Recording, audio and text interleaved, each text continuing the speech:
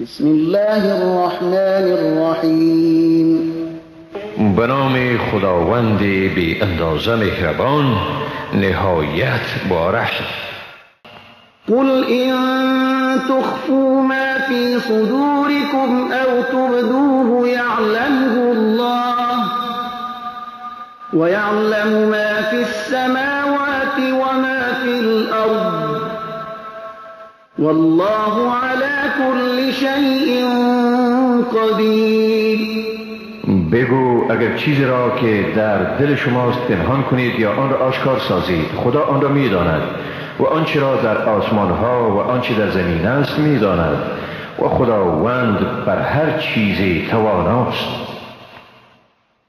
یوم تجد كل نفس ما عملت من خیر محضرا وما عملت من سوء تود لو أن بينها وبينه أمدا بعيدا ويحذركم الله نفسه والله رؤوف بالعباد.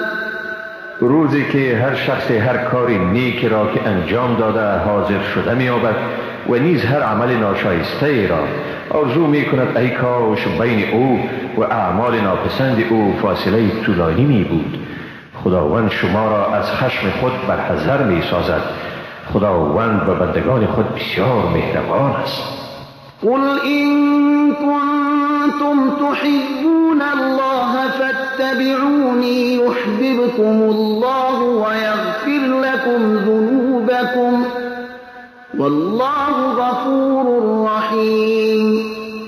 بگو اگر شما خداوند را دوست دارید پس مرا پیروی کنید تا خدا شما را دوست بدارد و گناهان شما را ببخشد. خداوند آمرزنده و مهربان است. قل اطیعوا الله والرسول فإن تولوا فإن الله لا يحب الكافرین. بگو خدا و رسول او را فرمان برید، پس اگر ایشان روی گردانیدند در آن صورت خداوند کافران را دوست ندارد.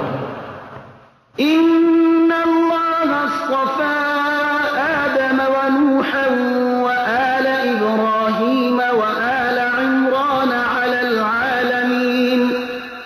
حقا که خداوند آدم، نوح، خانواده ابراهیم و خانواده عمران را بر همه جهانیان برگزید.